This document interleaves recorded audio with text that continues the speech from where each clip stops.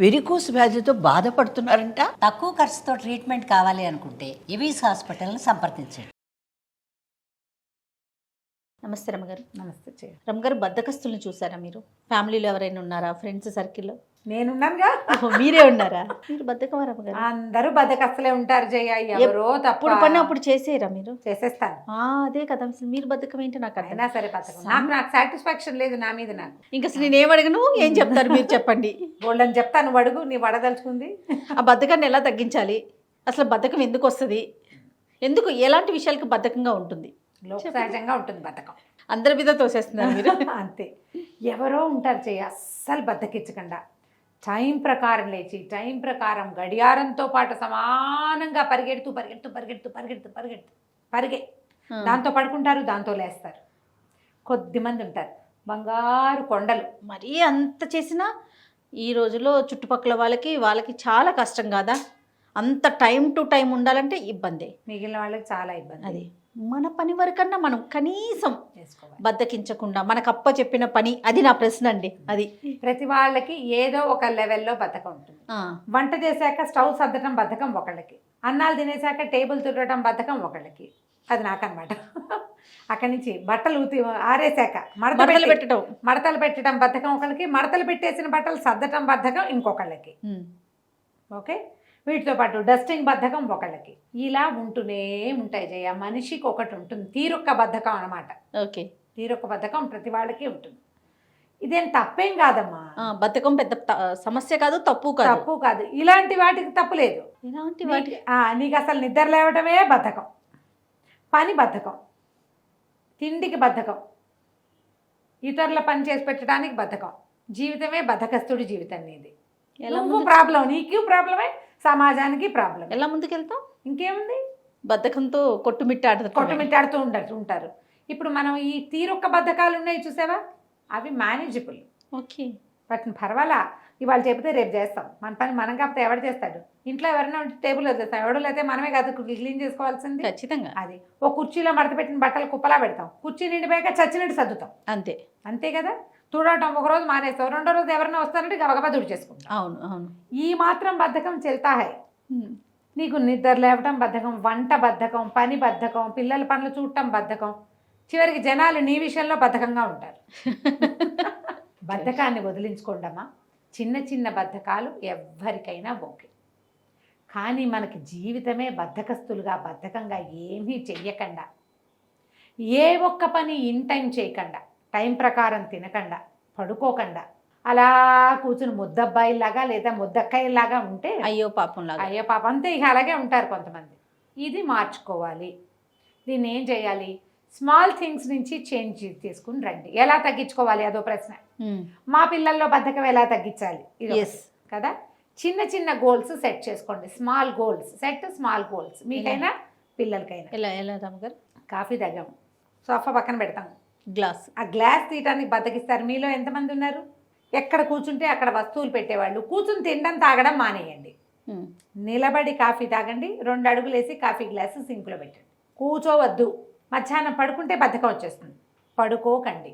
సాయంత్రం పనులు అవ్వవు కొంతమందికి. దానికి కారణం ఏంటంటే మధ్యాహ్నపు నిద్ర. మధ్యాహ్నము బజార్ వెళ్ళండి, ఫ్రెండ్స్ని కలవండి, ఏదైనా కొనుక్కోవడానికి, ఎక్కడైనా నడవడానికి వెళ్ళండి. ఏదో ఒకటి మనం ఎంగేజ్ చేసుకోవాలి, నేర్చుకోండి. ఏదైనా నేర్చుకోండి. మధ్యాహ్నమే ఆన్లైన్ క్లాసులు పెట్టుకోండి. ఆన్లైన్ క్లాసులు పెట్టేసుకోండి ఏదో ఒకటి. ఇప్పుడు ఉన్నాయి కదా అవకాశాలు మనకి, సంగీతం, డ్యాన్స్ అలాంటివి కూడా, జూంబా గీంబా కూడా నేర్చుకోవచ్చు.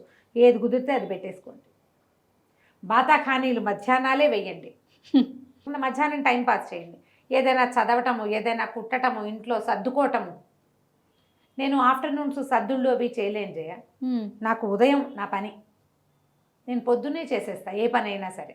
మధ్యాహ్నం వస్తే నాకు బద్ధకమే.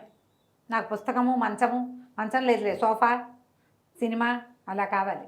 నేను కూడా ఏం చేస్తానంటే అప్పుడప్పుడు కీచుకుంటాను గట్టిగా, ఇలా లాభం లేదు అని. మధ్యాహ్నం మొదలుపెట్టి బట్టలు, చీరలు, అల్మర్లన్నీ సర్దేస్తా. 15 రోజులు 10 రోజులకు ఒకసారి కీచుకోవాలమ్మా. మీకు మీ బద్ధకాన్ని మూడో వాడు ఎవడో ఎందుకు వచ్చి తగ్గిస్తాడు? మీ ఇంట్లో ఉండేదాన్ని చెప్పండి. మీ ఇల్లు ఒకడు వచ్చి ఊడుస్తాడా?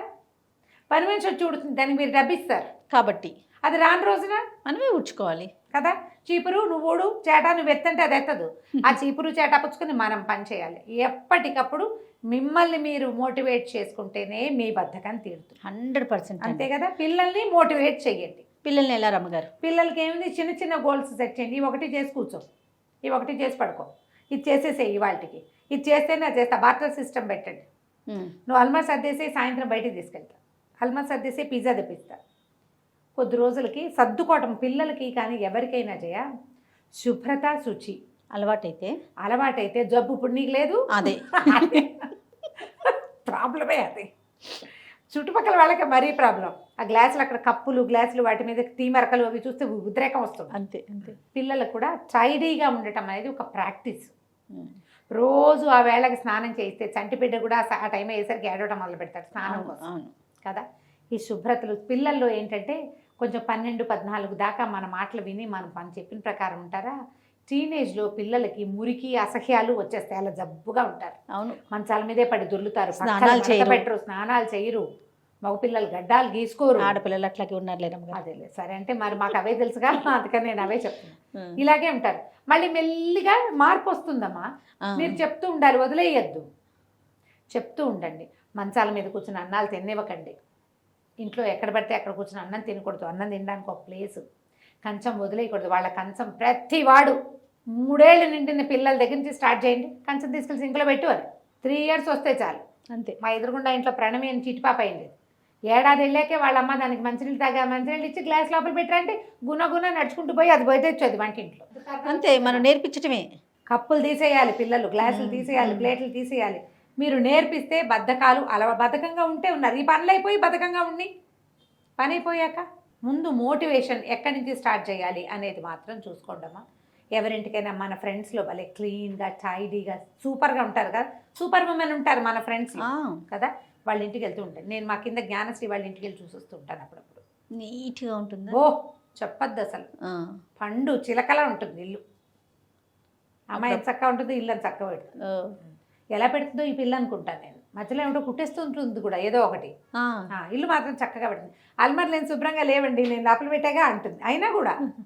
అయినా కూడా ఎవరో మనిషిని పిలిపించి అప్పుడప్పుడు చక్కగా క్లీన్ చేయించుకుంటుంది, తాను కూడా శుభ్రంగా. అలా ఉన్న మోటివేషన్ ఒకళ్ళని సెట్ చేసుకోండి మీకోసం. ఓకే.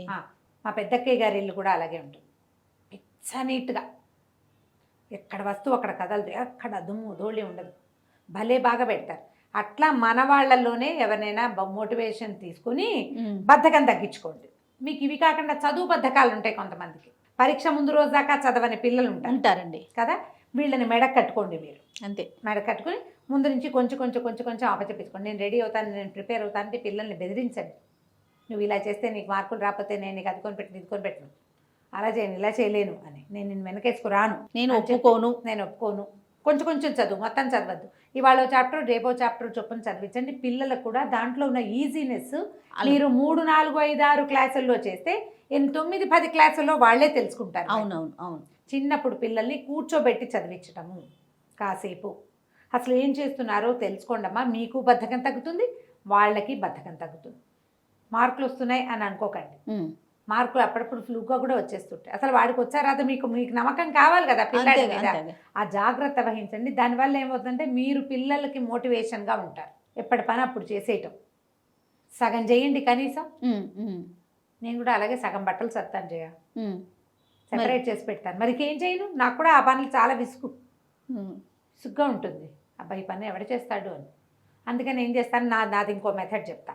ఇలాంటి విషయాల్లో నేను చెప్పుకోవాల్సింది నాకు ఇంకో దారి లేదు. ఫోన్లో మాట్లాడుతూ బట్టలు సత్తాను చేయ, ఈ పని అయిపోతుంది. కబుర్లాడుతూ ఉంటే పని తెలీదు, జరిగిపోతుంది, బద్ధకం పోతుంది.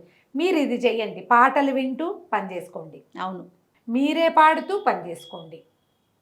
ఎవరితోటైనా కబుర్లు చెప్తూ పని చేసుకోండి. కూర్చొని కబుర్లు చెప్పద్దు, పని చేసుకుంటూ చెప్పండి. అంతేనా? పని చేసుకుంటూ చెప్పండి, పని అవుతుంది, కబుర్లు అవుతాయి. తింటూ చెప్పబోకండి కబుర్లు. తినేటప్పుడు తినేయండి, వంట చేసేటప్పుడు వంటే చెయ్యండి.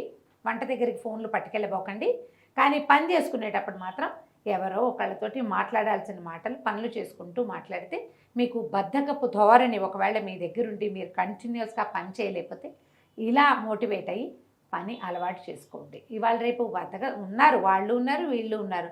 కొంతమంది పిల్లలు చక్కగా ఉద్యోగాలు చేస్తూ అన్ని పనులు సమర్థించుకునే వాళ్ళు కొంతమంది ఉంటారు. గడియారం బట్టి 4ంటికే లేస్తాం అని చెప్పేవాడు. వాళ్ళకి వాళ్ళ తీరులో బద్ధకం ఎక్కడో ఏదో ఒకటి ఉంటుంది. ఆ చిట్టి వాటిని ఓమిట్ చేయొచ్చమ్మా, వాటికి ఏం పర్వాలేదు, వాటికి బెంగ పెట్టుకోకండి, అక్కడ కూడా పర్ఫెక్ట్గా లేవని అనుకోవద్దు. కొద్దిపాటి ఇంపర్ఫెక్షన్ ఏ జీవితానికైనా ఓకేనే, అంతే. పెద్ద బద్ధకం అయితే దాన్ని పోగొట్టుకోండి. ఇలా ట్రై చేసి చూడండి. తప్పకుండా అండి. నమస్తే. నమస్తే.